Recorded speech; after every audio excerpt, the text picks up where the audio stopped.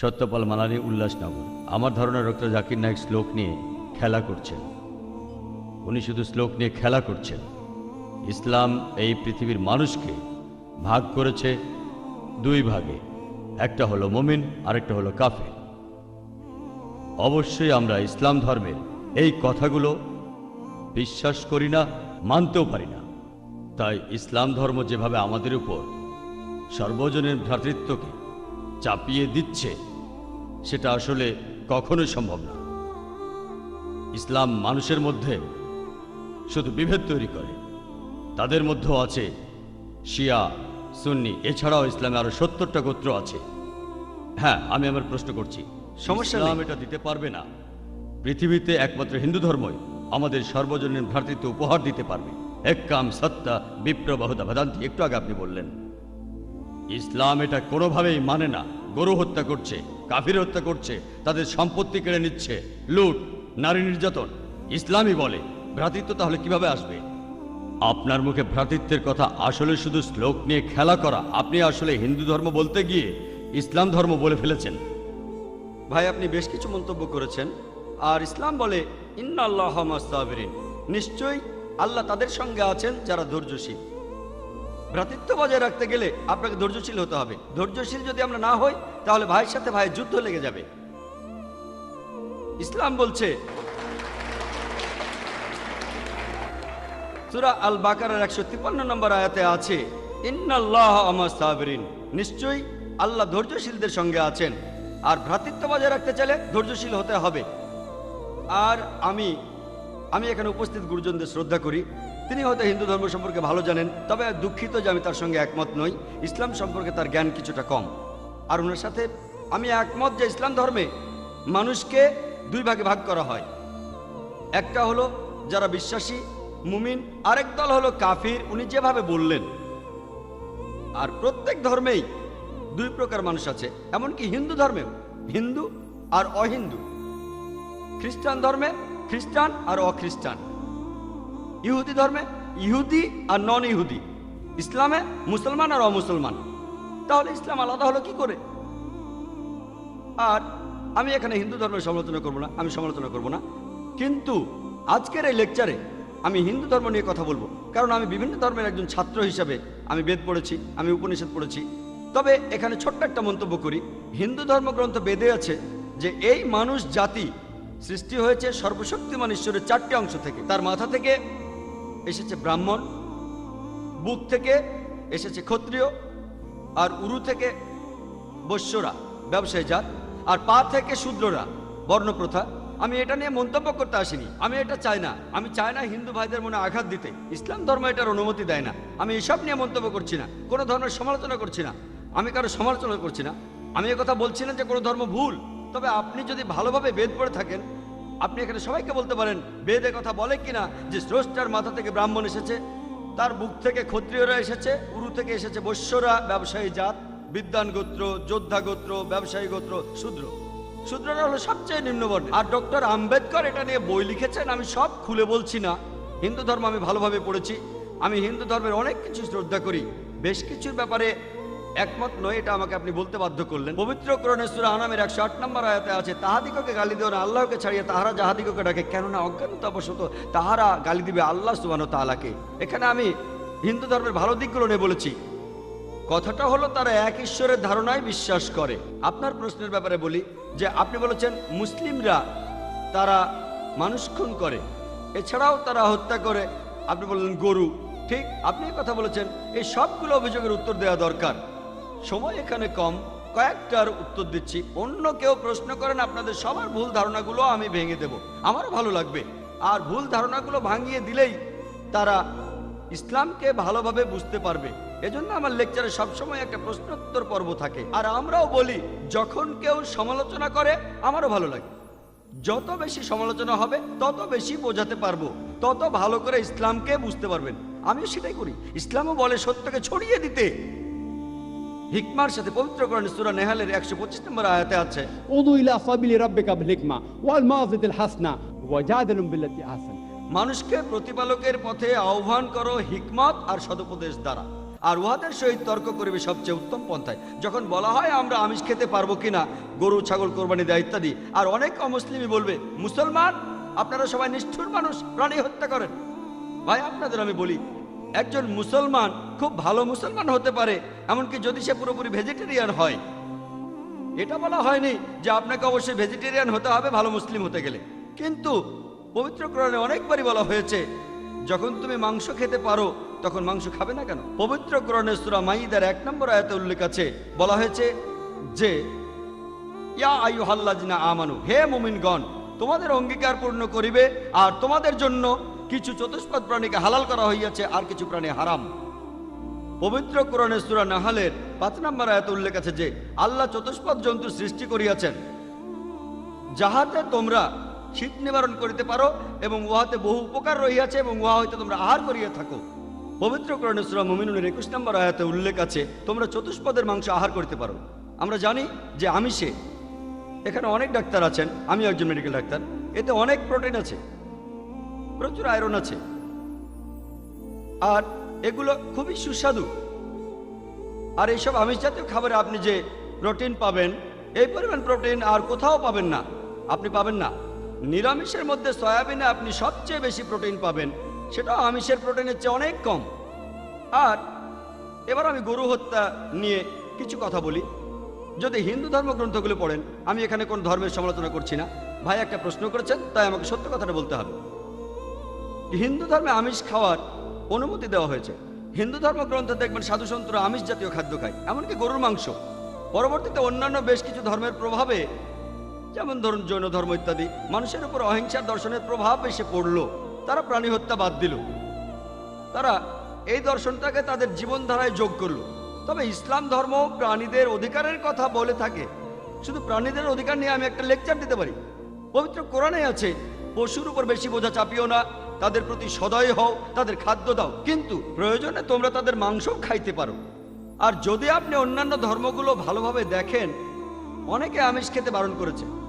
এই দর্শনের ভিত্তিটা হলো এই যে আপনি প্রাণী হত্যা করবেন না, কারণ তাদের জীবন আছে, সে কারণে আমিষ খাওয়াটা অন্যায়। আমি এর সাথে একমত। যদি কোনো মানুষ এই পৃথিবীতে মানুষ হত্যা না করে থাকে, সেখানে আমিই থাকবো সবার উপরে। সর্বজনীন ভ্রাতৃত্ব হিন্দু ধর্মে আছে যে সব প্রাণী আপনার ভাই। প্রত্যেক প্রাণী হোক সে সাপ, পাখি অথবা পতঙ্গ। আমি আপনাদের একটা প্রশ্ন করছি যে কোন মানুষটা হাজার হাজার ভাইকে না মেরেও 5 মিনিটের জন্য বেঁচে থাকতে পারে? এখানে যারা মেডিকেল সায়েন্স পড়েছেন তারা ভালো বুঝতে পারবেন যে আপনারা যখন নিঃশ্বাস নেন তখন আপনার শরীরে প্রচুর ময়লা জীবাণু ঢুকে, সেগুলোকে মেরে ফেলেন। তার অর্থ এই ধর্মে বাঁচার জন্য আপনার ভাইদের আপনি মেরে ফেলছেন। ইসলামের সর্বজনীন ভ্রাতৃত্ব বলে মানুষ জাতির প্রত্যেকেই আপনার ভাই। বিশ্বাসের ভ্রাতৃত্বে প্রত্যেক মুসলমানই ভাই ভাই, প্রত্যেক প্রাণীই আমার ভাই নয়। তবে অন্য প্রাণীদের রক্ষা করতে হবে, তাদের ক্ষতি করবেন না, বিনা কারণে তাদের অত্যাচার করবেন না, তবে প্রয়োজন হলে সেগুলোর মাংস খেতে পারেন। তাই যে দর্শন বলে আমিষ খাবার খাওয়া অন্যায়, কারণ এখানে আপনি প্রাণী হত্যা করছেন, বিজ্ঞান প্রমাণ করেছে। এমনকি গাছপালারও জীবন আছে, আপনারা জানেন। তাই এ কথা এখানে খাটছে না যে প্রাণী হত্যা করা অন্যায়। তাই এখন তারা যুক্তিটা পাল্টে বলল যে আচ্ছা, গাছেরও জীবন আছে, তবে তারা ব্যথা অনুভব করে না, তাই গাছ হত্যার চেয়ে প্রাণী হত্যা অনেক বড় অপরাধ। আর আজকের দিনে বিজ্ঞান উন্নত হয়েছে, আমরা জানি গাছও ব্যথা অনুভব করে, এমনকি গাছও কাঁদতে পারে, গাছেরও ভালো লাগতে পারে। তাই গাছ ব্যথা অনুভব করে না, এটা টিকলো না। এখানে ব্যাপারটা হলো যে গাছের কান্না মানুষ শুনতে পায় না, কারণ মানুষ কানে যে শব্দ শোনে সেটা সীমা 20 সাইকেল পার সেকেন্ড থেকে 20,000 সাইকেল পার সেকেন্ড। এই সীমার মধ্যে কিছু হলে মানুষ সেটা শুনতে পায়, এই সীমার নিচে বা উপরে মানুষ কিছু শুনতে পায় না। যেমন ধরুন কেউ যদি ডগ হুইসেল বাজায়, ডগ হুইসেল চেনেন, যেটাকে বলে সাইলেন্ট ডগ হুইসেল। যখন কেউ এই হুইসেল বাজায়, এটা সীমা হচ্ছে 20,000 সাইকেল পার সেকেন্ডের উপরে, 40,000 সাইকেল পার সেকেন্ডের নিচে। কুকুর 40,000 সাইকেল পার সেকেন্ড পর্যন্ত শুনতে পায়। তাই কেউ যদি হুইসেল বাজায়, কুকুর হুইসেলটা শুনতে পারে কিন্তু মানুষ শুনতে পায় না, এটাকে বলা হয় সাইলেন্ট ডগ হুইসেল। একইভাবে গাছপালার যে কান্নাকাটি আমরা মানুষরা কিছুই শুনতে পায় না, তবে গাছও কাঁদে, তারাও ব্যথা অনুভব করে। আমাদের একজন ভাই বললেন, যিনি বিষয়টা নিয়ে বেশ তর্ক করছিলেন, আর আমাকে বললেন, ভাই জাকির, আপনার কথা আমি মেনে নিলাম যে গাছপালারও জীবন আছে, তারাও ব্যথা অনুভব করে, তবে আপনি কি জানেন যে গাছের দুটো ইন্দ্রিয় কম আছে, তাদের তিনটা ইন্দ্রিয় আছে, পশু পাখির ইন্দ্রিয় আছে 5টি। তাই গাছপালা হত্যার চেয়ে পশু হত্যা করা অনেক বড় অন্যায়। আমি তাকে বললাম যে ভাই, ধরুন আপনার একজন ছোট ভাই আছে, সে ছোটবেলা থেকে বোবা আর কালা, দুটো ইন্দ্রিয় কম, সে বড় হওয়ার পরে কেউ একজন তাকে খুন করে ফেললো, আপনি কি বিচারককে বলবেন, ও মাই লর্ড, এই খুনিকে কম শাস্তি দিন কারণ আমার ভাইয়ের দুটো ইন্দ্রিয় কম ছিল, এই কথাই বলবেন? আপনি বলবেন, ও মাই লর্ড, তাকে দ্বিগুণ শাস্তি দিন কারণ সে একজন নিষ্পাপ মানুষকে হত্যা করেছে। তাই ইসলামে এটা কোনো যুক্তি নয় যে দুটো বা তিনটা ইন্দ্রিয়। পবিত্র কোরআনে সূরা বাকারার 168 নম্বর আয়াতে আছে, যে বৈধ খাদ্যবস্তু আছে তাহা তোমরা আহার করো। তার অর্থ যেগুলো বৈধ আর হালাল খাবার সেগুলো খেতে পারো। আর এ কারণে আপনারা দেখতে পাবেন যে গবাদি পশু, আল্লাহ সুবহানাহু ওয়া তাআলার ইচ্ছায় গবাদি পশু বংশ বিস্তার করে বেশ তাড়াতাড়ি, মানুষ এবং অন্যান্য পশুর তুলনায় বেশ তাড়াতাড়ি দ্রুত বংশ বিস্তার করে। যদি আপনার কথা মেনে নেই যে মানুষ কোনো গবাদি পশু খাবে না, তাহলে পৃথিবীতে গবাদি পশুর পরিমাণ অনেক বেড়ে যাবে, অনেক বাড়বে। আর বললেন গরু হত্যা করা, এ নিয়ে বই লিখেছেন মাওলানা আব্দুল করিম পারেক। গো হত্যা, গরু কোরবানি কে জন্য দায়ী? যদি ভালোভাবে দেখেন, যারা চামড়া নিয়ে ব্যবসা করে, গরুর চামড়া মুসলিম অমুসলিম উভয়ই আছে, চামড়া, গরুর চামড়া, তারা এটা করে। তাই এটা থেকে যারা উপকার পাচ্ছে এই গোহত্যা থেকে, তাদের মধ্যে মুসলিমদের চেয়ে অমুসলিমরাই বেশি। তাই যদি ইতিহাস ভালোভাবে জানেন আর যুক্তিও ভালোভাবে বোঝেন, আমরা জানি আল্লাহ বলেছেন যে বৈধ খাদ্যবস্তু আছে তাহা তোমরা আহার করো, যদি এটা খান এতে কোনো সমস্যা নেই। এছাড়াও যদি ভালোভাবে দেখেন, তৃণভোজী প্রাণীর দাঁতগুলো যদি দেখেন, গরু, ছাগল, ভেড়া, তারা শুধু শাকসবজি খায়, তাদের দাঁতগুলো সব সমান। যদি আপনারা মাংসাশী প্রাণীর দাঁতগুলো ভালোভাবে খেয়াল করেন, সিংহ, বাঘ, চিতাবাঘ, তাদের দাঁতগুলো খুব সুচালো, তারা শুধু মাছ মাংস খায়। যদি আপনি মানুষের দাঁত দেখেন, আয়নায় আপনার নিজের দাঁত দেখতে পারেন, আমাদের সুচালো দাঁত আছে, সমান দাঁতও আছে। যদি সর্বশক্তিমান ঈশ্বর আমাদের শুধু নিরামিষই খেতে বলতেন, তাহলে আমাদের সুচালো দাঁত দিলেন কেন? কেন? আমিষ খাওয়ার জন্য। আপনারা তৃণভোজী প্রাণীদের পরিপাকতন্ত্র ভালোভাবে খেয়াল করেন, গরু, ছাগল, ভেড়া, পরিপাকতন্ত্র শুধু নিরামিষই হজম করতে পারে। পরিপাকতন্ত্র, বাঘ, সিংহ, চিতাবাঘ, তারা শুধুমাত্র আমিষ হজম করতে পারে। আর আমাদের মানুষের পরিপাকতন্ত্র আমিষ নিরামিষ দুটোই হজম করতে পারে। যদি সর্বশক্তিমান ঈশ্বর আমাদের শুধু নিরামিষই খেতে বলতেন, তাহলে কেন এমন পরিপাকতন্ত্র দিলেন যেটা আমিষ নিরামিষ দুটোই হজম করতে পারে? তাই বিজ্ঞান নিয়ে যদি পরীক্ষা করেন, সৃষ্টিকর্তা আমাদের আমিষ নিরামিষ দুটোই খাওয়ার অনুমতি দিয়েছেন। আশা করি উত্তরটা পেয়েছেন। যদি আপনার অন্য কোনো প্রশ্ন, কোনো ভুল ধারণা থাকে, আমি আনন্দের সাথে তার উত্তর দেব। একবারে একটা ধারণা বলবেন যাতে আমি তা দূর করার সময় পাই। আপনাকে ধন্যবাদ। আমার নাম মাধব ফাড়কে।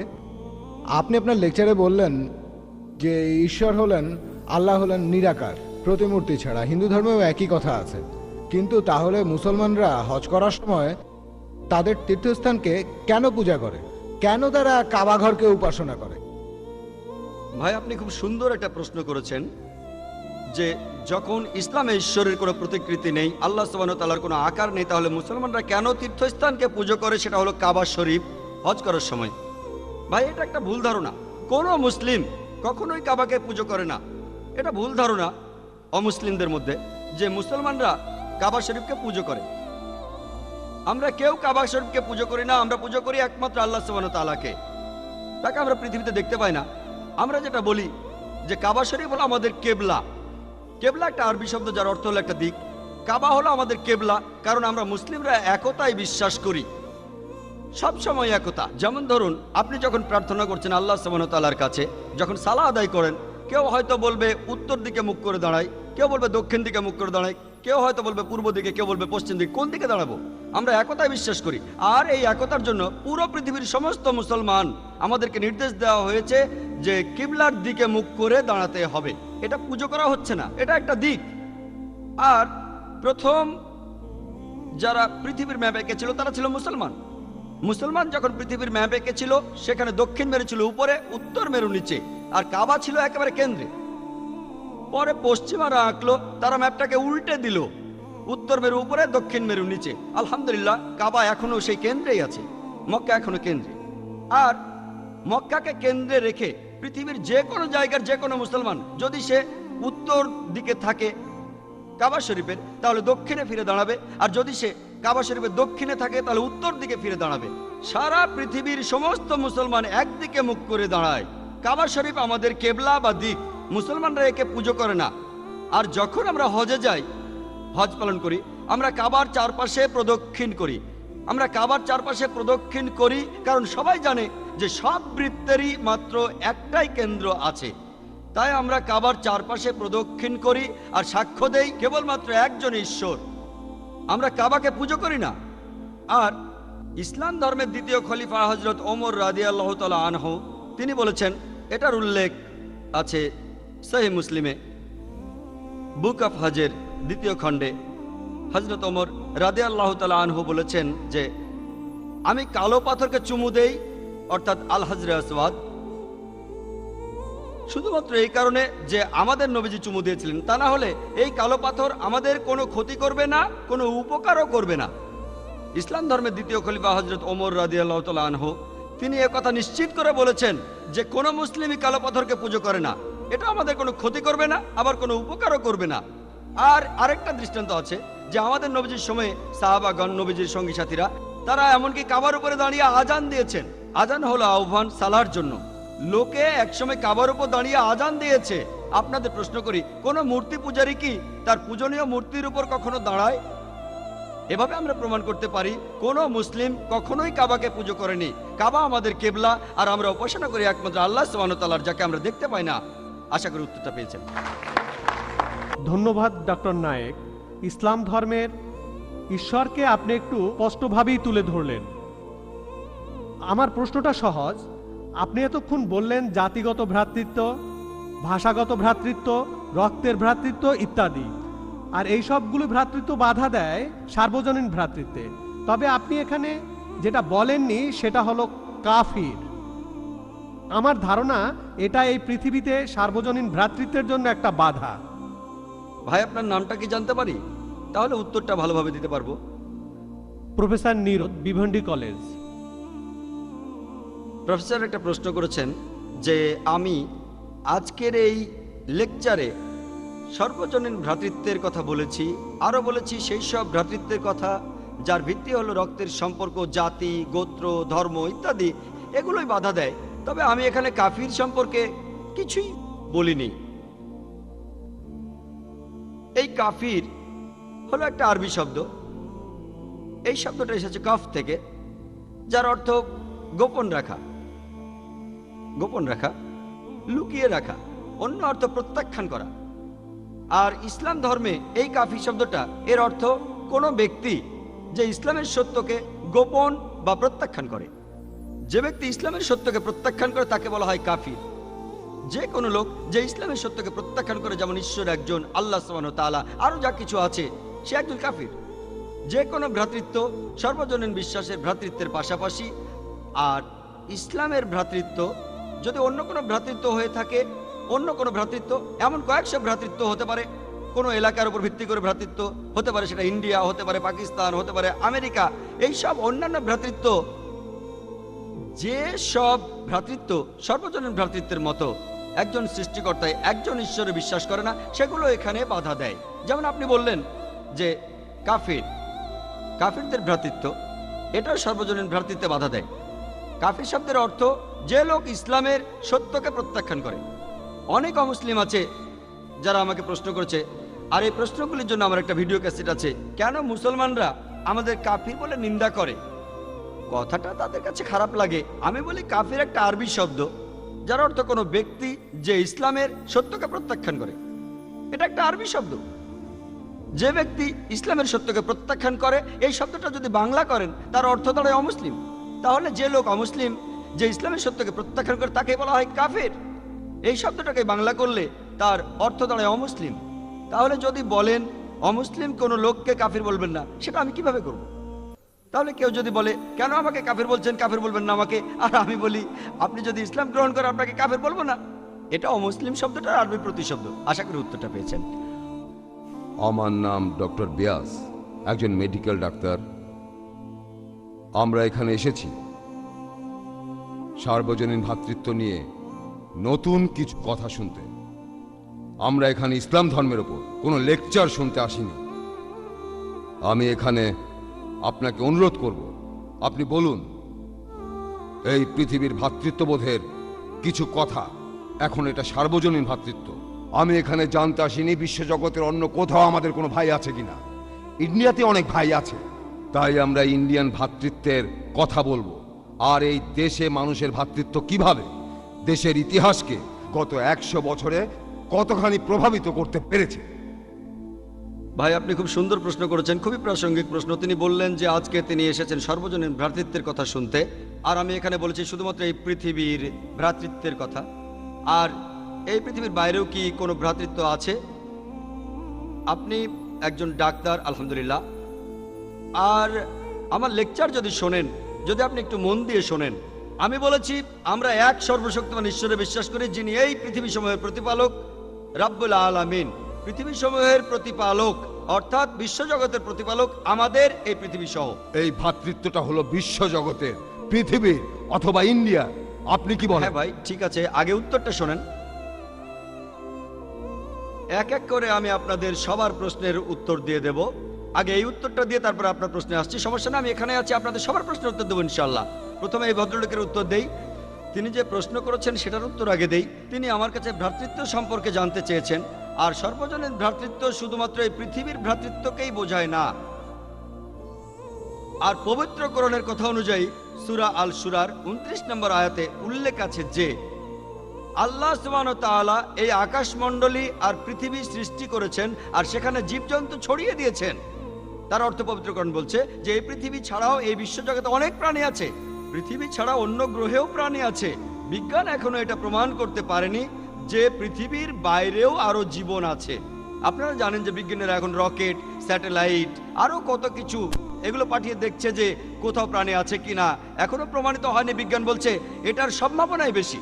তবে কোরআন বলছে এই পৃথিবীর বাইরেও প্রাণ আছে। আমরাও এটা বিশ্বাস করি। সর্বজনীন ভ্রাতৃত্ব শুধুমাত্র এই পৃথিবীর জন্য নয়, এটা অন্যান্য সমস্ত পৃথিবীর জন্য।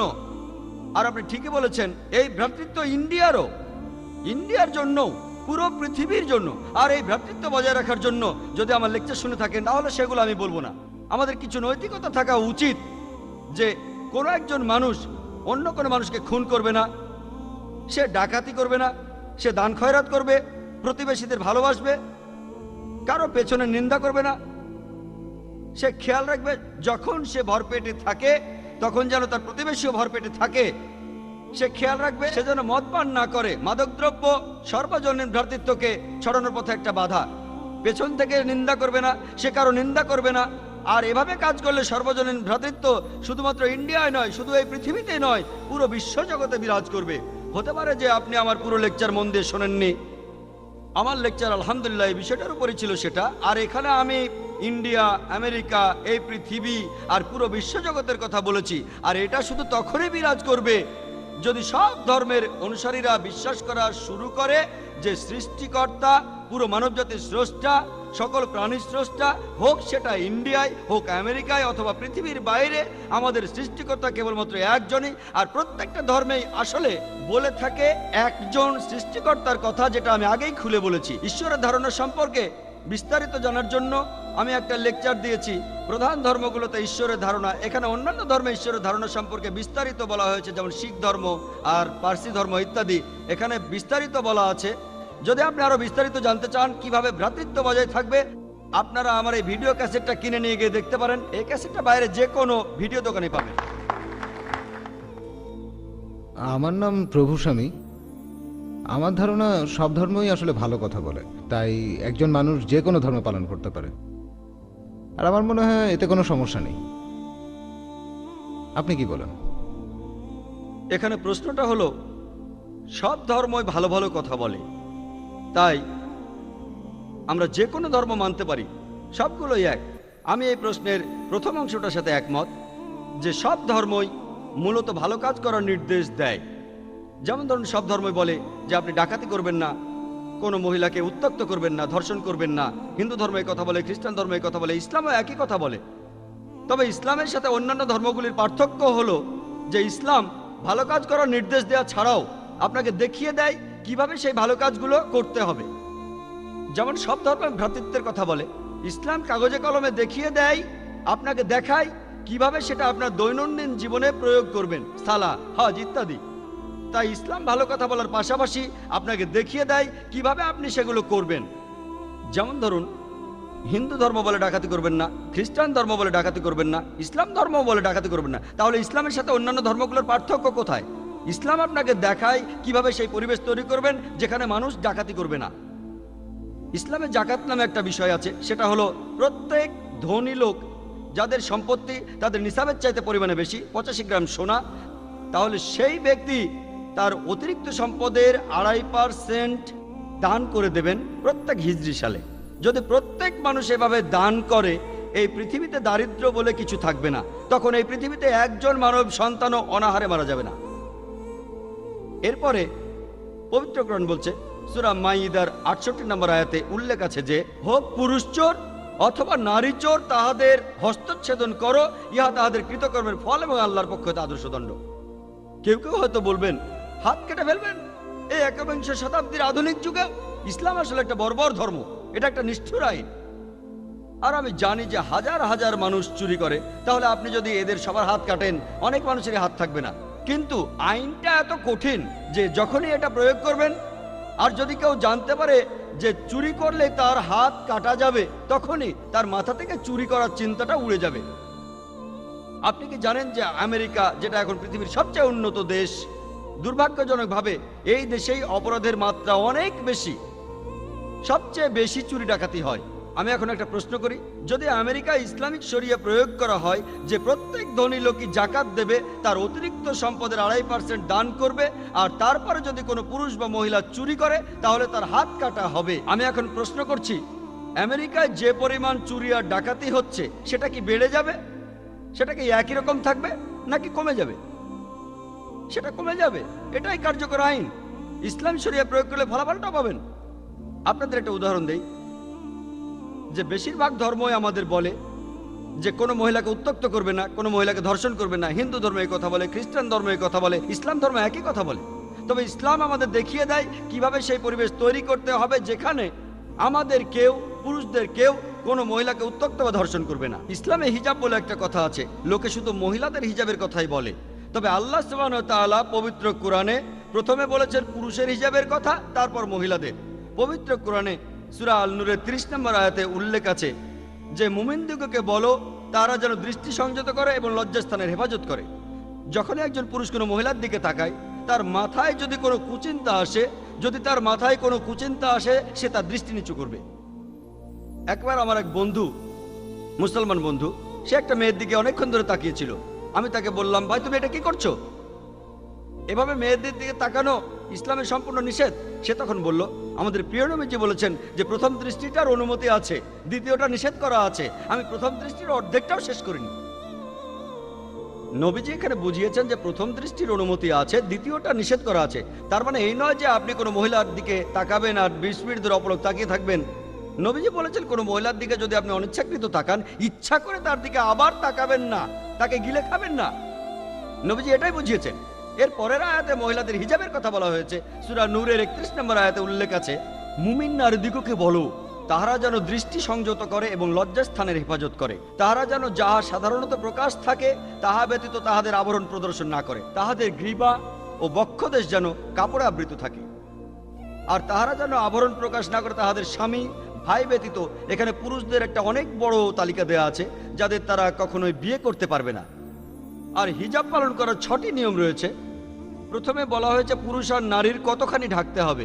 পুরুষের জন্য হিজাব হলো নাভি থেকে গোড়ালি পর্যন্ত, মহিলাদের জন্য পুরো শরীরই ঢেকে রাখতে হবে। যে অংশটুকু দেখা যাবে তা হলো মুখ আর হাতের কবজি পর্যন্ত। কেউ কেউ বলেন এগুলোও ঢেকে রাখতে হবে।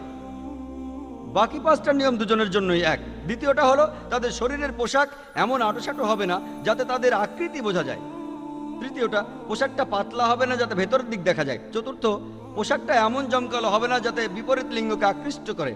পঞ্চম, তাদের পোশাক অবিশ্বাসীদের পোশাকের মতো হবে না। ষষ্ঠ, তাদের পোশাক বিপরীত লিঙ্গের পোশাকের মতো হবে না। এগুলোই হলো হিজাব মেনে চলার 6টা নিয়ম, যেটা পবিত্র কোরআন আর সহিহ হাদিসে আছে। আর পবিত্র কোরআন সূরা আহজাবের 59 নম্বর আয়াতে হিজাবের কথা বলছে। হিজাবের কারণ দেওয়া হয়েছে, বলা হচ্ছে, হে নবী, তোমার স্ত্রী আর কন্যাদের বলো তারা যেন তাহাদের চাদরের কিয়দাংশ নিজেদের উপর টানিয়ে দেয়, ইহাতে তাহাদের চেনা সহজ হইবে, ফলে তাহাদেরকে উত্ত্যক্ত করা হইবে না। কোরআন বলছে মহিলাদের জন্য হিজাবের কথা বলা হয়েছে যাতে করে অন্য কেউ তাদের উত্ত্যক্ত না করে। আর ইসলামিক শরিয়া বলছে যদি কোনো লোক কোনো মহিলাকে ধর্ষণ করে সেই লোককে মৃত্যুদণ্ড দেওয়া হবে। লোকে হয়তো বলবে মৃত্যুদণ্ড এই একবিংশ শতাব্দীতে? ইসলাম একটা বর্বর ধর্ম, এটা একটা নিষ্ঠুর আইন, এটা একটা বর্বর ধর্ম। আপনারা জানেন যে আমেরিকা এখন পৃথিবীর সবচেয়ে উন্নত একটা দেশ, আর সেই দেশে অনেক বেশি পরিমাণে ধর্ষণ হয়।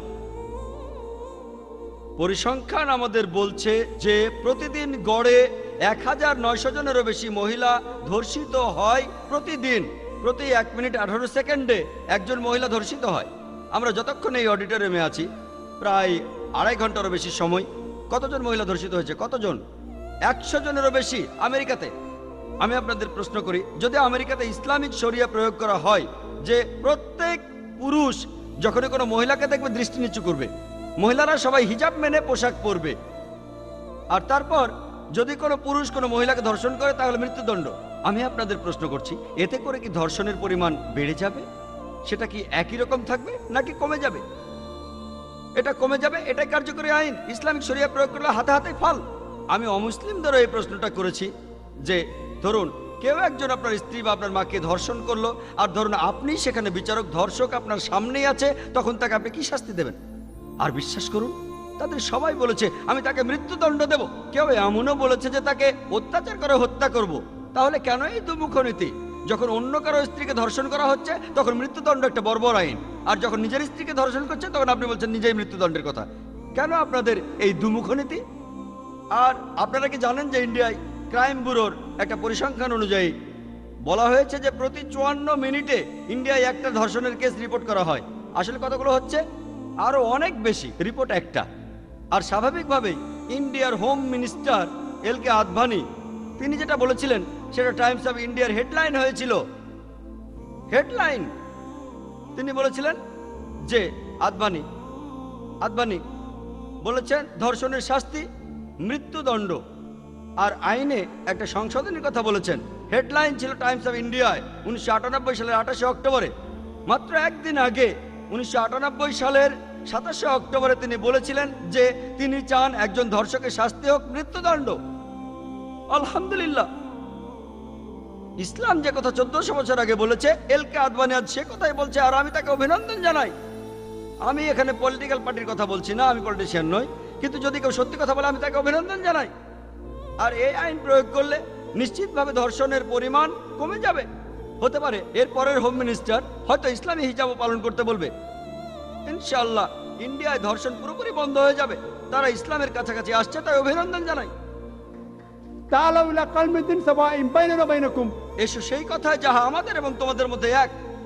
এলকে আদভানি বুঝতে পেরেছেন যে ইন্ডিয়ায় ধর্ষণের পরিমাণ বেড়ে গেছে, আর তিনি এখানে ঠিকই বলেছেন যে আইনটা একটু সংশোধনী দরকার, আর ধর্ষকের শাস্তি হওয়া উচিত মৃত্যুদণ্ড। আমি এটার পক্ষে, আমি প্রথম ইন্ডিয়ান হিসেবে আপনাকে সমর্থন করছি।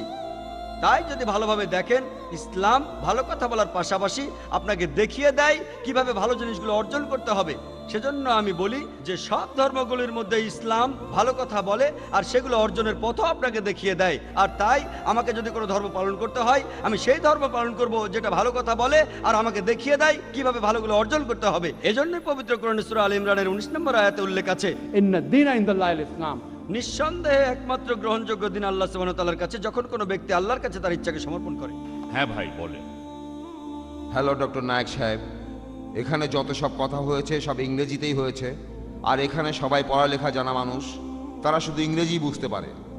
আর সত্যি বলতে আপনার এই লেকচারের ভাষা হওয়া উচিত এখানে লোক যে ভাষায় কথা বলে। এক্সকিউজ মি ভাই, আমি একটু বলি। আমাদের আজকের এই অনুষ্ঠানে ডক্টর জাকির নায়েককে বলা হয়েছিল এই অনুষ্ঠানে ইংরেজিতে বক্তৃতা দেওয়ার জন্য, আর তাই আপনি যে প্রশ্ন করছেন আমি অনুরোধ করব অনুষ্ঠানটা শেষ হলে সেটা আপনি আয়োজকদের বলেন। আমার প্রশ্নটা এখনো বাকি আছে, এখনো প্রশ্নটা আচ্ছা বাকি আছে। ঠিক আছে, আপনার প্রশ্নটা আপনি করেন, আপনি আপনার প্রশ্নটা উর্দুতেই করেন। ইনশাল্লাহ আমাদের স্পিকার সেটা ইংলিশে বলবেন আর উত্তর দেবেন। বেদ আর শাস্ত্র খারাপ না, কোরআনও খারাপ না, না বুঝে কথা বলা আর তর্ক করাটাই খারাপ। সব মানুষই মনে করে যে অন্য সবাই ভুল করছে। নিজের মনে নিজেকে প্রশ্ন করুন, আপনার ঈশ্বর কখনো খারাপ হতে পারে না। তাই সার্বজনীন ভ্রাতৃত্ব নিয়ে কথা বলতে গেলে আমাদের মধ্যে যে কথাগুলো হবে সেগুলোতে যেন কাদা ছোড়াছুড়ি না থাকে। কাদা ছোড়াছুড়ির উপরে উঠেই কথা বলতে হবে, কারণ কাদা ছোড়াছুড়ির উপরে উঠলেই সেই আল্লাহ তাআলাকে পাওয়া যাবে, পরমাত্মাকে পাওয়া যাবে। আগে গড শব্দটার অর্থ বোঝেন। গডের অর্থ কি? গডের এসব কিছুই নেই। জিওডি, যে সুপার পাওয়ার এই প্রকৃতিকে কন্ট্রোল করছে, তার এই প্রকৃতির তিনটা অংশ আছে। জিওডি গড, জি দিয়ে জেনারেটর, ও দিয়ে অপারেটর, ডি দিয়ে ডিস্ট্রয়ার। এই প্রকৃতি আমাদের তৈরি করছে, প্রকৃতি আমাদের চালাচ্ছে, প্রকৃতি আমাদের ধ্বংস করছে। আমাদের তৈরি করা হচ্ছে, আমাদের চালানো হচ্ছে, তারপর ধ্বংস করা হচ্ছে। গড বা গডেসের অন্য কোনো অর্থ নেই, আর গড শব্দটার এছাড়া কোনো অর্থ নেই। আল্লাহ তাআলা এই গডের উপরে, পরমেশ্বর এই গডের উপরে, পরওয়ারদিগার এই গডের উপরে। অনেক ধন্যবাদ ভাই। ধন্যবাদ। আপনি আমার লেকচারটাকে সংক্ষেপে বলে দিলেন, আলহামদুলিল্লাহ, আপনাকে ধন্যবাদ। ঠিকই বলেছেন যে গড বলে আসলে কিছু নেই, সেটা আমি ব্যাখ্যা করেছি। আপনি হিন্দিতে বললেন যাতে করে যারা ইংরেজি বোঝে না তারাও বুঝতে পারে, আপনাকে ধন্যবাদ জানাই। আপনি সুন্দরভাবে বলেছেন আসলে গড বা গডেস কিছু নেই, আল্লাহ তাআলা, আল্লাহ সুবহানাহু ওয়া তাআলা সবচেয়ে বড়। আর আমি আপনার সাথে পুরোপুরি একমত। আপনি ঠিকই বলেছেন যে অনেকগুলো ধর্ম থাকা আসলে উচিত নয়, আমি একমত। অনেক ধর্ম থাকা উচিত নয়, কারণ পবিত্র কোরআনে সূরা আল ইমরানের 19 নম্বর আয়াতে উল্লেখ আছে, إن الدين عند الله الإسلام। একমাত্র গ্রহণযোগ্য দিন আল্লাহ তাআলার কাছে যখন কোনো ব্যক্তি আল্লাহ তাআলার কাছে তার ইচ্ছাকে সমর্পণ করে। আমি আপনার সাথে একমত। যদি আমরা ধর্ম নিয়ে নিজেদের মধ্যে যুদ্ধ করি আমরা আলাদা হয়ে যাব। আসলে পার্থক্য থাকা উচিত নয়। আগের ভাই আমাকে অনেক কথা বললেন, শিয়া, সুন্নি, বিভিন্ন ধর্ম আর ধর্মের মধ্যে গোত্র। উত্তরটা দিতে পারি, তবে সময় লাগবে। এমন প্রশ্ন করলে করতে পারেন, আমি সেই প্রশ্নের উত্তর দেব। কেন আমরা পার্থক্য নিয়ে কথা বলবো? তবে ভাই আপনি ঠিক বলেছেন যে ধর্ম হবে একটাই জীবন দর্শন, সেটা হলো আল্লাহর কাছে নিজের ইচ্ছাকে সমর্পণ করে দেওয়া। যদি এটা বিশ্বাস করেন সর্বজনীন ভ্রাতৃত্ব বজায় থাকবে, যদি বিশ্বাস না করেন তাহলে বিশৃঙ্খলা চলতেই থাকবে। আশা করি উত্তরটা পেয়েছেন। আমি বিভান্ডি কলেজ থেকে এসেছি, ডক্টর দেওরে। আসলে প্রত্যেক ধর্মই হলো জীবন দর্শনের একটা বিজ্ঞান। ধর্মগুলি দেখলে আপনি সেগুলির মধ্যে খারাপ কিছু পাবেন না,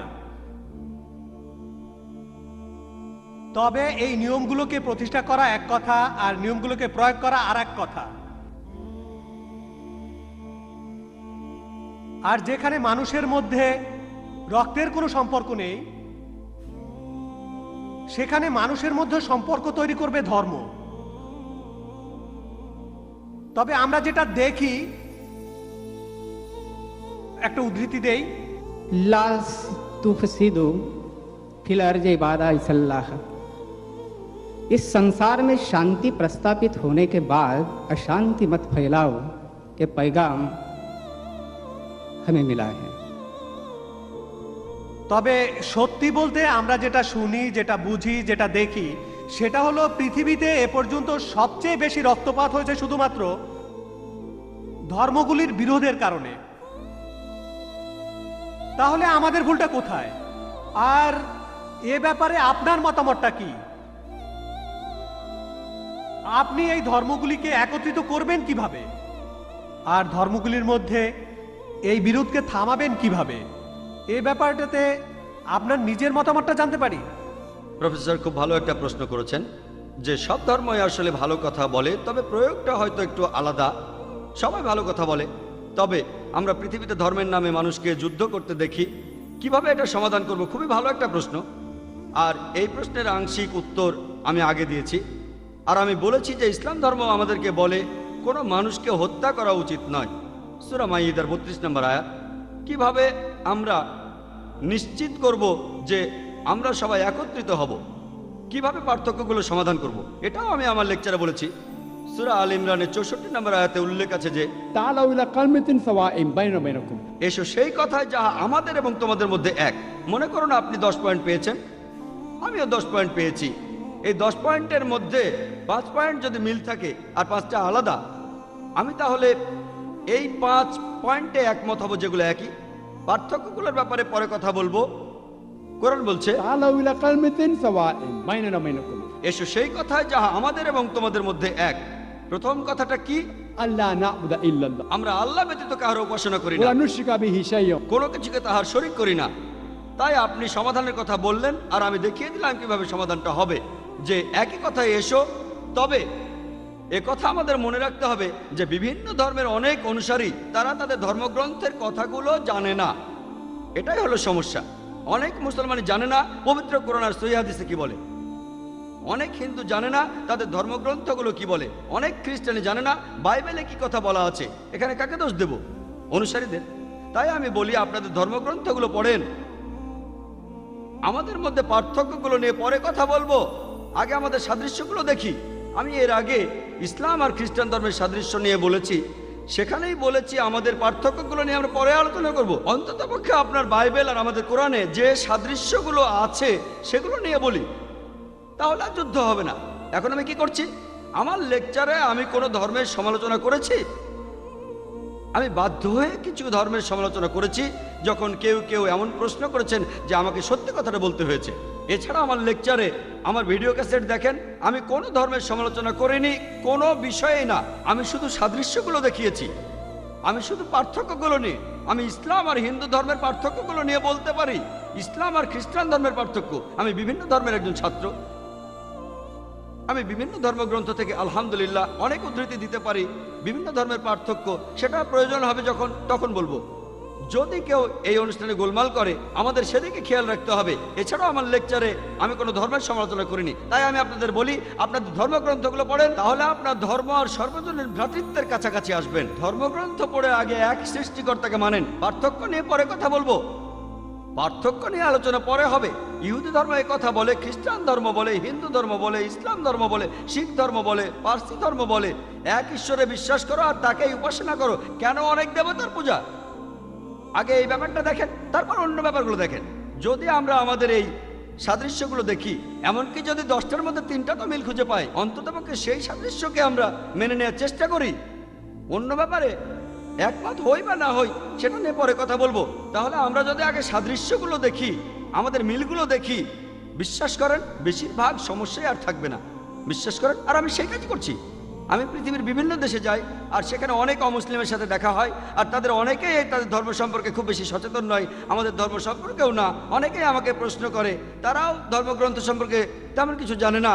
যারা প্রশ্ন করে আসলে তাদের শিক্ষিত করে তুলি, তাদের আমি শিখিয়ে দেই কোরআনের কথা, বেদের কথা, বাইবেলের কথা, আর আমি উদ্ধৃতি দেওয়ার সময় রেফারেন্সটা দেই যাতে লোকে বলতে না পারে যে আমি যা খুশি তাই বলছি। আর সব ধর্মগ্রন্থের উদ্ধৃতি আপনারা পাবেন ইসলামিক রিসার্চ ফাউন্ডেশনে। আমাদের লাইব্রেরিতে বেদের অনেকগুলো অনুবাদ করা বই আছে। আমাদের কাছে অনেক প্রকার বাইবেল আছে। আমাদের কাছে প্রায় 30টা বাইবেলের সংস্করণ আছে। আলহামদুলিল্লাহ, আপনি যে গোত্রেরই হন না কেন, প্রোটেস্ট্যান্ট, ক্যাথলিক বা অন্য কিছু, আমি ধর্মগ্রন্থ থেকে উদ্ধৃতি দিই। তাই আপনি যদি বলেন ভাই জাকির ভুল বলছে, আপনাকে মানতে হবে ধর্মগ্রন্থই ভুল বলছে। এগুলো উদ্ধৃতি, আর আমার লেকচারে উদ্ধৃতি বেশি থাকে, বিভিন্ন ধর্মগ্রন্থ থেকে উদ্ধৃতি। যদি ধর্মগ্রন্থগুলো না মানেন সেটা আপনার ব্যাপার, যদি একমত না হন সেটা সম্পূর্ণ আপনার ব্যাপার। তবে কোরআন বলছে ধর্মে আংশিক বলে কিছু নেই, সত্য কথাগুলো মিথ্যার চেয়ে আলাদা। আমি হিন্দু ধর্মের সত্য কথাগুলো বলেছি, যদি আপনি মানতে চান তাহলে মেনে নেন, না মানলে কোনো দরকার নেই। একবার একটা সিম্পোজিয়াম হয়েছিল ইসলাম ধর্ম, হিন্দু ধর্ম আর খ্রিস্টান ধর্মে ঈশ্বরের ধারণার উপর। লোকে এটাকে বিতর্ক বলবে। একজন হিন্দু পণ্ডিত কেরালা আর কালিকটের, একজন খ্রিস্টান ফাদার কালিকটের, আর আমি সেখানে বলেছিলাম ইসলাম ধর্ম নিয়ে। প্রায় 4.5 ঘন্টার একটা বিতর্ক কিনতে পাওয়া যায়। পণ্ডিত একজন হিন্দু ধর্মের, খ্রিস্টান ধর্মের, আর আমি শুধু ছাত্র। আমার মতামত সেখানে বলেছি, আর শ্রোতারা সেটা বিচার করবেন। আমি সাদৃশ্য নিয়ে কথা বলেছি, তাদের ধর্মগ্রন্থের উদ্ধৃতি, এই অধ্যায় ওই অনুচ্ছেদ, এই অধ্যায় অনুচ্ছেদ। পৃথিবীর সব মানুষকে যদি একত্রিত করতে চান তাহলে সাদৃশ্যগুলো দেখেন, পার্থক্য নিয়ে পরে আলোচনা করা যাবে। আশা করি উত্তরটা পেয়েছেন। জাকির ভাই, আমার প্রশ্নটা খুব সাধারণ। আপনার নামটা প্লিজ? প্রফেসর দেওরে। আমি কোনো ধর্ম নিয়ে পড়াশোনা করিনি, আর কোনো ধর্মে বিশ্বাসও করি না। এখানে আমার প্রশ্নটা হলো, আপনি কি বিশ্বাস করেন যে পৃথিবীতে অনেকগুলো ধর্ম আছে আর এই ধর্মগুলো থাকার প্রয়োজন আছে? কারণ আপনার লেকচারে আপনি নিজেই বলেছেন যে আল্লাহ সর্বশক্তিমান স্রষ্টা, পৃথিবীর সব মানুষকে তৈরি করেছেন পুরুষ এবং নারী হিসাবে, এবং তিনিই তাদের বিভক্ত করেছেন, ভাগ করেছেন বিভিন্ন ধর্মে, বিভিন্ন এলাকা ইত্যাদি ইত্যাদি, যাতে করে তারা নিজেদের মধ্যে যুদ্ধ না করে, বরং একে অন্যকে যাতে বুঝতে পারে। এখন আপনি কি আমাকে বুঝিয়ে বলবেন ক্রুসেডের উদ্দেশ্য কি ছিল? আর এটাও কি আমাকে বুঝিয়ে বলবেন আপনি নিজেই যেটা বললেন যে হিন্দুইজম আর ইসলাম ধর্ম এই দুইটার মধ্যে পার্থক্যটা? আপনি আপনার লেকচারেই বললেন যে একটা হলো হিন্দুইজম আর অন্যটা হলো ইসলাম ধর্ম। আপনি কখনোই বলেননি যে হিন্দুইজম একটা ধর্ম। আপনার লেকচারে আপনি নিজেই বললেন হিন্দুইজম আর ইসলাম ধর্মের পার্থক্য সেটা হলো হিন্দুরা বিশ্বাস করে যে সব কিছুই স্রষ্টা, আর মুসলমানরা বিশ্বাস করে সব কিছুই হলো স্রষ্টা। যদি সব কিছুই স্রষ্টার হয়ে থাকে তাহলে এত খুনোখুনি হচ্ছে কেন? হোক সেটা ইন্ডিয়ায় অথবা পৃথিবীর অন্য যে কোনো জায়গায়, এমনকি মুসলমান দেশগুলোতে এসব হচ্ছে। অনেক ধন্যবাদ ভাই, খুব সুন্দর প্রশ্ন করেছেন। আর আপনি বললেন যে আমি আমার লেকচারে বলেছি যে সর্বশক্তিমান ঈশ্বর সব মানুষকে বানিয়েছেন মাত্র একটি যুগল থেকে, পুরুষ এবং নারী। তারপর তিনি তাদেরকে বিভক্ত করেছেন বিভিন্ন ধর্মে। ভাই, আমি এই কথাটা কখনোই বলিনি যে সর্বশক্তিমান ঈশ্বর মানুষকে বিভক্ত করেছেন বিভিন্ন ধর্মে। রেকর্ড করে রাখতে পারেন, আমি কখনোই বলিনি যে বিভিন্ন ধর্মে, আমি বলেছি বিভিন্ন জাতি আর উপজাতিতে। অনেক জাতি, অনেক রং, বিভিন্ন ধর্মে না। আল্লাহ বলেছেন ধর্ম একটাই। সর্বশক্তিমান ঈশ্বর মানুষকে কখনোই বিভিন্ন ধর্মে ভাগ করেননি। ধর্ম কেবলমাত্র একটাই, তিনি ভাগ করেছেন বিভিন্ন জাতি, রং আর বিভিন্ন ভাষায়, যাতে আপনারা একে অন্যের সাথে পরিচিত হতে পারেন। আর আপনারাও বুঝতে পারলেন যে অমুক লোকটা এসেছে অমুক জাতি থেকে, মানে অমুক অঞ্চল থেকে। ধর্ম না অঞ্চল, এটা ধর্ম না। তাই আপনি যে ধর্মের কথা বলছেন সেটা ঠিক না, বাকি সব ঠিক আছে। বিভিন্ন ভাষা, বিভিন্ন রং, বিভিন্ন জাতি, আমি একমত, যাতে তারা অন্যের সাথে পরিচিত হতে পারে, একে অন্যের সাথে যুদ্ধ করার জন্য নয়। আপনি বললেন যে আমি নাকি কখনো হিন্দুইজমকে ধর্ম বলিনি। আপনি এটাও ঠিক বললেন না। আমি বলেছি ধর্ম হলো সর্বশক্তিমান ঈশ্বরে বিশ্বাস করা। অক্সফোর্ড ডিকশনারি বলছি। এই হিন্দুইজমকে বুঝতে হলে, হিন্দু ধর্মটাকে বুঝতে হলে আপনাকে এই ধর্মের ঈশ্বরের ধারণাকে বুঝতে হবে। আপনি যদি ইহুদি ধর্মকে বুঝতে চান তাহলে আপনাকে ইহুদি ধর্মের ঈশ্বরের ধারণাকে বুঝতে হবে। আপনি যদি খ্রিস্টান ধর্মকে বুঝতে চান তাহলে খ্রিস্টান ধর্মের ঈশ্বরের ধারণাকে বুঝতে হবে। যদি আপনি ইসলাম ধর্মকে জানতে চান তাহলে ইসলাম ধর্মের ঈশ্বরের ধারণাকে বুঝতে হবে। আমি সেটাই বলেছি। এই সমস্ত বিভেদগুলো কে তৈরি করেছেন? ঈশ্বর করেননি। আল্লাহ পরিষ্কারভাবে সূরা আনামের 159 নম্বর আয়াতে উল্লেখ করেছেন যে যারা দিন সম্পর্কে নানা মতের সৃষ্টি করিয়াছে তাহাদের কোনো দায়িত্ব তোমার নয়। ধর্মকে আপনি ভাগ করতে পারেন না। যারা ধর্মকে ভাগ করে তারা ভুল করছে। আপনি বললেন যে কেন মানুষ একে অন্যকে হত্যা করে, এটা আপনি তাদের জিজ্ঞেস করুন। যেমন ধরুন, একজন শিক্ষক ছাত্রদের বলল নকল করো না, ছাত্ররা নকল করে। এখানে কে দোষী, শিক্ষক না ছাত্র? ছাত্র দোষী। এখানে আল্লাহ মানুষ জাতির প্রত্যেককে একটা স্বাধীন ইচ্ছা শক্তি দিয়েছেন যে তোমরা যা খুশি করতে পারো, আমি শুধু গাইডেন্সটা দেব। সর্বশেষ আর চূড়ান্ত গাইডেন্স, সর্বশেষ আর চূড়ান্ত আসমানি কিতাব হলো পবিত্র কোরআন। এখানে সব নির্দেশগুলো দেওয়া আছে। আর আল্লাহ বলেছেন, আমি আমার লেকচারও বলেছি যে সূরা মাইদার 32 নম্বর আয়াতে উল্লেখ আছে, যদি কেউ কোনো মানুষকে হত্যা করে, হোক সে মুসলিম বা অমুসলিম, হোক সে হিন্দু, ইহুদি, খ্রিস্টান, শিখ, যে কেউ, যদি সেটা হত্যাকাণ্ডের অপরাধে না হয়, যদি দুনিয়া ধ্বংসাত্মক কাজের জন্য না হয়, তাহলে সেজন্য পুরো মানব জাতিটাকে হত্যা করলো। যদি কেউ কোনো মানুষকে বাঁচায় তাহলে সেজন্য পুরো মানব জাতিটাকেই বাঁচালো। তাই সর্বশক্তিমান ঈশ্বর মানুষের এই একে অন্যের সাথে খুনোখুনি পছন্দ করেন না। কিন্তু মানুষ যদি তার কথা না শোনে, কাকে দোষ দেবেন? দোষ মানুষের। এই পৃথিবীতে আল্লাহ বলেছেন, সূরা মুলকের 2 নম্বর আয়াতে আছে যে এই পৃথিবীতে আল্লাহ সৃষ্টি করিয়াছেন মৃত্যু এবং জীবন তোমাদিগকে পরীক্ষা করিবার জন্য। আল্লাহ মৃত্যু আর জীবন তৈরি করেছেন আমাদের সবাইকে পরীক্ষা করার জন্য। আল্লাহ এখানে ইন্টারফেয়ার করেন না, তিনি চাইলে করতে পারতেন। কোরআন বলছে যদি আল্লাহ চাইতেন তিনি সবাইকে বিশ্বাসী বানিয়ে পৃথিবীতে পাঠাতেন, তাহলে এই পরীক্ষাটা থাকতো না। যদি শিক্ষক চান পাশ করুক আর না করুক, তিনি সবাইকে পাশ করিয়ে দিতে পারেন। শিক্ষক পারেন, তবে সেটা হবে একচোখা। আর ছাত্রের স্বাধীন ইচ্ছাটার কি হবে? ছাত্ররা সবাই পরীক্ষা দিচ্ছে, সেখানে একজন ঠিকভাবে উত্তর দিতে পারলো না, তারপরও সে পাশ করলো। তখন যে পড়াশোনা করছে সে প্রতিবাদ করবে যে আমি এই পরীক্ষার জন্য এত খাটাখাটি করলাম, আর এই ছাত্র নকল করছে, চুরি করছে, ভুল উত্তর দিয়েও সে পাশ করছে। তাহলে পরের ব্যাচ যদি তারা বুঝতে পারে যে শিক্ষক সবাইকে পাশ করান, সে ঠিক উত্তর দিক আর ভুল উত্তর দিক, তখন সবাই পড়াশোনা ছেড়ে দেবে। এভাবে আপনি একটা মেডিকেল ডিগ্রিও পেতে পারেন, কিন্তু এই ডাক্তার যখন মেডিকেল পাশ করে বের হবে, তখন সে মানুষ সারাতে পারবে না, মানুষ মারতে পারবে। আর সেজন্য আল্লাহ সুবহানাহু ওয়া তাআলা পবিত্র কোরআনের মাধ্যমে মানুষ জাতিকে নির্দেশ দিয়েছেন, হত্যা করো না, অন্যের ক্ষতি করো না, মানুষকে ভালোবাসো। আমার লেকচারে সব বলেছি, কিন্তু মানুষ যদি না করে, তার মানে তারা কোরআন মেনে চলছে না। ধরুন যে কোনো মানুষ, ধরুন সে যে কেউ হোক, সে আমেরিকান বা পাকিস্তানি হোক, সে পৃথিবীর যে কোনো জাতির মানুষ, মানুষ হয়তো বলতে পারে, ধরুন যদি আপনার নাম হয়ে থাকে কোনো মুসলমান নাম, আব্দুল্লাহ বা জাকির বা মোহাম্মদ, নাম দিয়ে বেহেশতে যেতে পারবেন না। নাম দিয়ে নিজেকে মুসলমান বলছেন, নাম আপনাকে মুসলিম বানায় না।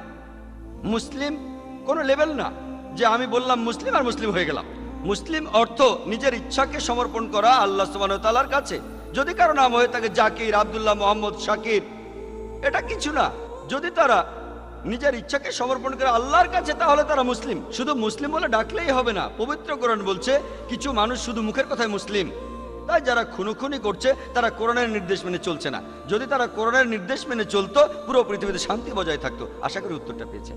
তাহলে জাকির ভাই, যদি একজন হিন্দু কোরআনের নীতিগুলো ঠিকমতো মেনে চলে, যে নীতিগুলোর সাথে হিন্দু ধর্মগ্রন্থের নীতিগুলোর বেশ মিল রয়েছে, তাহলে একজন হিন্দু নিজেকে কি মুসলমান বলতে পারে?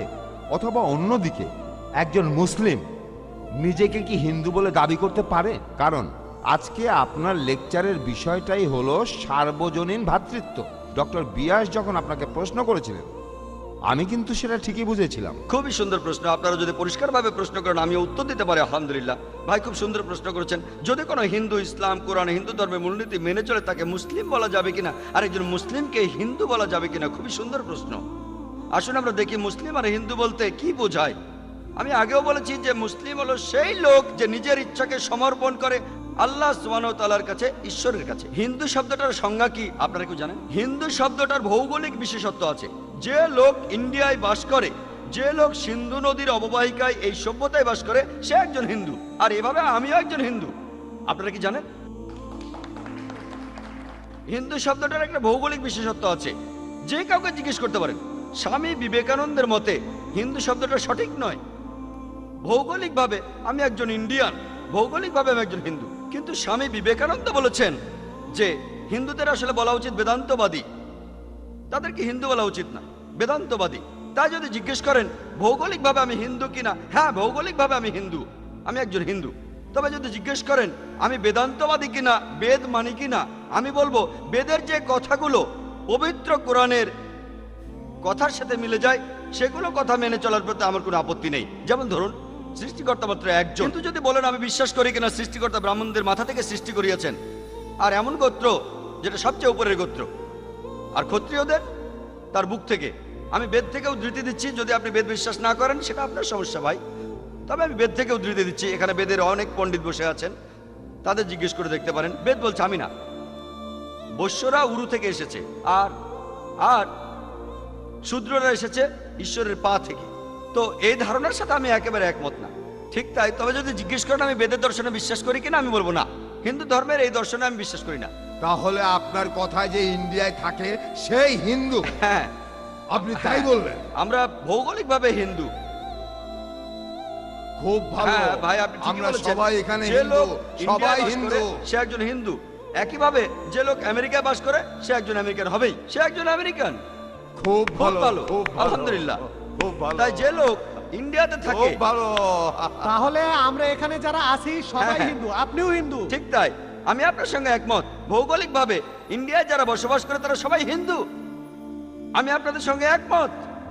ভৌগোলিক সংজ্ঞা অনুযায়ী যদি আপনি বলেন, যদি বলেন যে ইন্ডিয়ায় যারা বাস করে তারা হিন্দু, ঠিক কথা, সব পণ্ডিতই মানবেন ইন্ডিয়ায় যারা বাস করে তারা হিন্দু। ভৌগোলিকভাবে আমিও একজন হিন্দু, কিন্তু ইন্ডিয়ায় বসবাস করে আমি মুসলিম হতে পারি? হ্যাঁ অবশ্যই। তাই একজন লোক মুসলিম হিন্দু দুটোই হতে পারে। হ্যাঁ, সেই মুসলিম যদি ইন্ডিয়ায় বসবাস করে সে একজন হিন্দু হতে পারে। তবে যদি একজন হিন্দু আমেরিকায় বসবাস করে, সে আসলে হিন্দু নয়। আপনারা জানেন সে একজন আমেরিকান। তাই হিন্দুইজমকে আপনি একটা সর্বজনীন ধর্ম বলতে পারেন না। পণ্ডিতরা তাই বলেন হিন্দু ধর্মটা শুধুমাত্র ইন্ডিয়াতেই সীমাবদ্ধ। এটা কোনো ধর্ম না, এটা একটা ভৌগোলিক বিশেষত্ব। স্বামী বিবেকানন্দের মতে, তিনি একজন বিখ্যাত পণ্ডিত, হিন্দুইজম শব্দটা হলো একটা মিসনোমার। মিসনোমার মানে জানেন? মিসনোমার মানে ভুল অর্থে শব্দ প্রয়োগ করা। এই শব্দটা আসলে হওয়া উচিত বেদান্তবাদী। তাই যদি আমাকে বলেন আমি একজন হিন্দু কিনা, আমি বলবো যদি হিন্দু বলতে ইন্ডিয়ায় বসবাসকারীকে বোঝান তাহলে অবশ্যই আমি একজন হিন্দু। কিন্তু যদি বলেন হিন্দু হলো সেই লোক যে পুজো করে, একটু আগে ভাই আপনি যেটা বললেন যে সে বিশ্বাস করে অনেক অনেক দেবতা যাদের আকার আছে আর দেবতার হাত আছে, মাথা আছে, সেক্ষেত্রে আমি হিন্দু না। কিন্তু যদি ভৌগোলিক বিশেষত্বের কথা বলেন, হ্যাঁ আমি একজন হিন্দু। একইভাবে একজন হিন্দু মুসলিম হতে পারে, হ্যাঁ একজন ইন্ডিয়ান মুসলিম হতে পারে, একজন হিন্দু মুসলিম হতে পারে। কিন্তু যদি সেই ইন্ডিয়ান মূর্তি পূজা করে, সে মুসলিম হতে পারবে না। কারণ পবিত্র কোরআনে সূরা নিসার 48 নম্বর আয়াতে উল্লেখ আছে, এছাড়া সূরা নিসার 116 নম্বর আয়াতে উল্লেখ আছে যে আল্লাহ সুবহানাহু ওয়া তাআলা তার সহিত শরীক করাকে ক্ষমা করেন না কাউকে শরীক করা হলে। এছাড়া অন্য সব ইচ্ছা করলে ক্ষমা করতে পারেন, তবে শিরককে তিনি ক্ষমা করেন না। তাই একজন ইন্ডিয়ান যে ইন্ডিয়ায় বাস করে ভৌগোলিকভাবে হিন্দু মুসলিম হতে পারে, কিন্তু যদি সেই ভৌগোলিক হিন্দু ইন্ডিয়ান আল্লাহর আদেশ না মানেন, অর্থাৎ এক ঈশ্বরে বিশ্বাস না করা, নবী সাল্লাল্লাহু আলাইহি সাল্লামকে বিশ্বাস না করা, তাহলে সে মুসলিম হতে পারবে না। যে মুসলমান কোরআনের নির্দেশ মেনে চলে আর ইন্ডিয়ায় বাস করে, সে একজন ইন্ডিয়ান মুসলিম। আশা করি পরিষ্কার হয়েছে। আমার কাছে চিরকুটে একটা প্রশ্ন এসছে। মিস্টার মেহতা জানতে চেয়েছেন কেন বেশিরভাগ মুসলমানই মৌলবাদী আর সন্ত্রাসী। এই প্রশ্নটা করেছেন ভাই মেহতা, কেন বেশিরভাগ মুসলমান মৌলবাদী আর সন্ত্রাসী। আমাকে প্রশ্ন করেছেন, আমি উত্তর দিচ্ছি। যদি পছন্দ হয় মেনে নেবেন, পছন্দ না হলে মানবেন না। পবিত্র কোরআনে সূরা বাকারার 256 নম্বর আয়াতে উল্লেখ আছে, লা ইকরাহা ফিদ্দীন। দিন সম্পর্কে জোরজবস্তি নেই, ভ্রান্ত হইতে সত্য সুস্পষ্ট হইয়াছে। আমি সত্যটা আপনাদের কাছে বলছি, পছন্দ হলে সেটা মানবেন, পছন্দ না হলে মানবেন না, কোনো সমস্যা নেই। দিন সম্পর্কে জোরজবস্তি নেই। লা ইকরাহা ফিদ্দীন। সূরা বাকারার 256 নম্বর আয়াতে উল্লেখ আছে। ভাই মেহতা প্রশ্ন করেছেন কেন বেশিরভাগ মুসলমানই মৌলবাদী, কেন তারা সন্ত্রাসী। মৌলবাদী শব্দটার অর্থ আসলে কি? মৌলবাদী হলো সেই লোক যে কোনো মূলনীতি মেনে চলেন।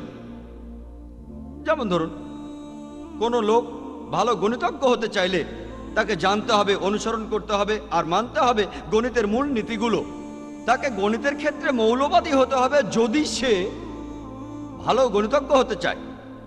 যদি কেউ ভালো বিজ্ঞানী হতে চায়, তাকে জানতে হবে, অনুসরণ করতে হবে আর মানতে হবে বিজ্ঞানের মূল নীতিগুলো।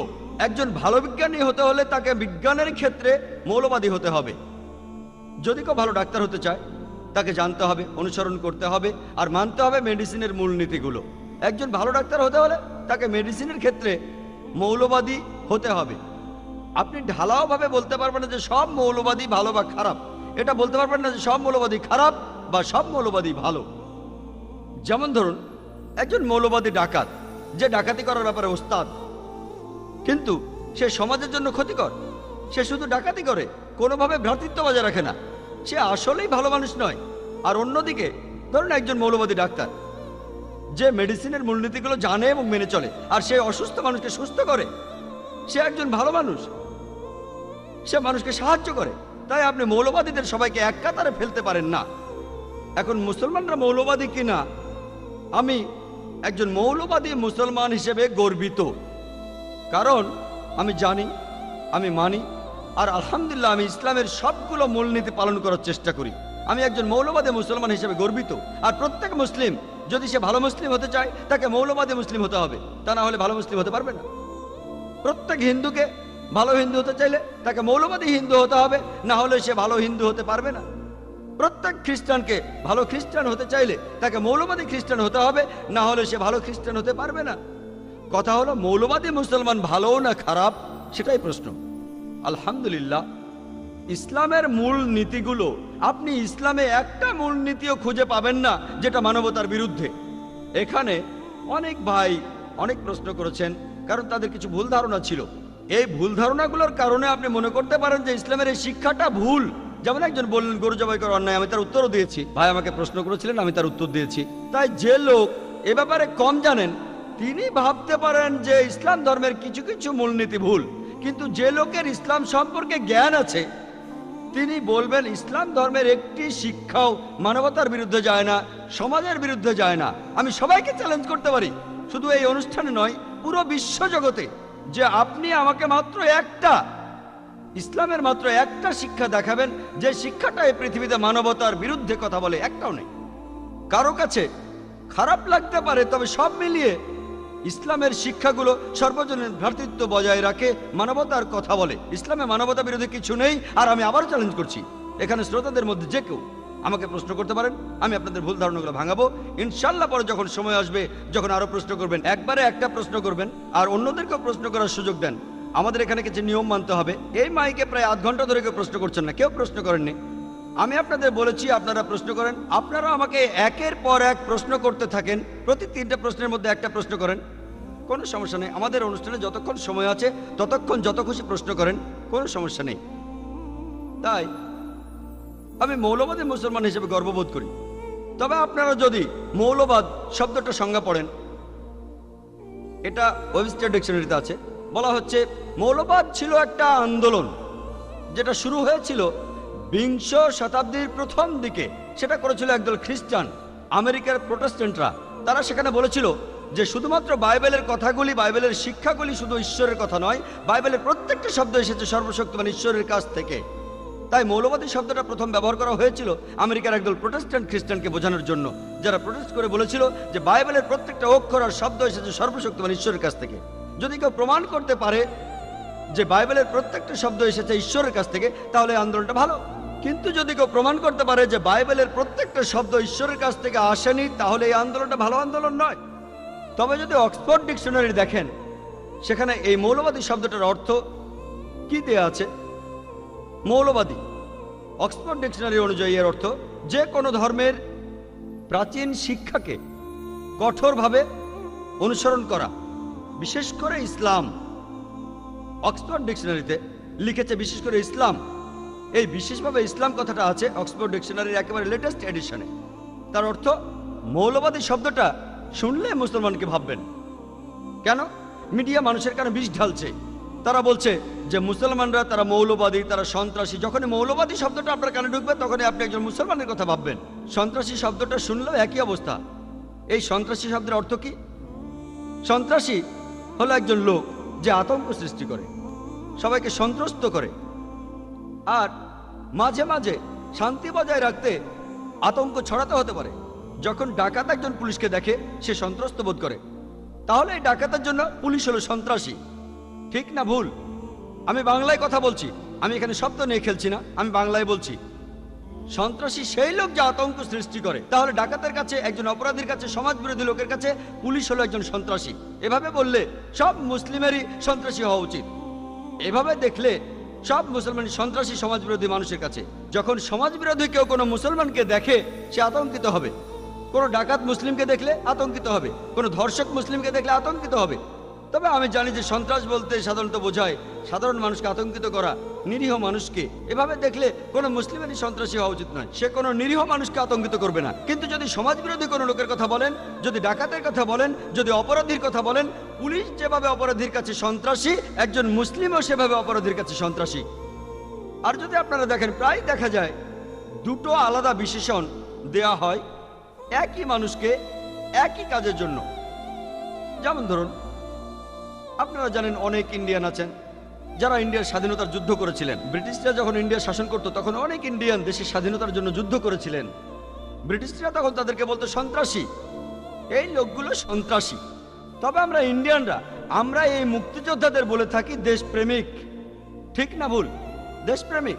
তারা দেশের স্বাধীনতার জন্য যুদ্ধ করেছিল। একই মানুষ, একই কাজ, দুটো আলাদা লেভেল। ব্রিটিশরা বলছে সন্ত্রাসী, আর ইন্ডিয়ান নাগরিকরা তাদের বলছে দেশপ্রেমিক, মুক্তিযোদ্ধা। একই কাজ, একই মানুষ, দুটো আলাদা লেভেল। তাই কোনো লেভেল দেওয়ার আগে আপনাকে দেখতে হবে আপনি কোন দৃষ্টিভঙ্গির পক্ষে আছেন। যদি আপনি ব্রিটিশদের পক্ষে থাকেন, যে ব্রিটিশদের ইন্ডিয়াকে শাসন করার অধিকার আছে, তাহলে আপনি এই লোকগুলোকে বলবেন সন্ত্রাসী। কিন্তু যদি ইন্ডিয়ার মানুষের সাথে আপনি একমত হন যে ব্রিটিশরা তারা এখানে ব্যবসা করতে এসেছে আর তারা আমাদের শাসন করা শুরু করেছে অন্যায়ভাবে, তখন আপনি এই লোকগুলোকে বলবেন মুক্তিযোদ্ধা। তাই কোনো মানুষকে একটা বিশেষ লেভেল দেওয়ার আগে দেখতে হবে আপনার দৃষ্টিভঙ্গিটা কি। একই মানুষকে দুটো বিশেষণে বিভিন্ন মানুষ ডাকতে পারে। এভাবে বলতে গেলে আমি বলবো প্রত্যেক মুসলমানের মৌলবাদী হওয়া উচিত যখন ইসলামের কথা হচ্ছে, কারণ ইসলামের প্রত্যেকটা শিক্ষায় মানবতা, মানবিক মূল্যবোধ আর সর্বজনীন ভ্রাতৃত্বকে লালন করে। আশা করি উত্তরটা পেয়েছে।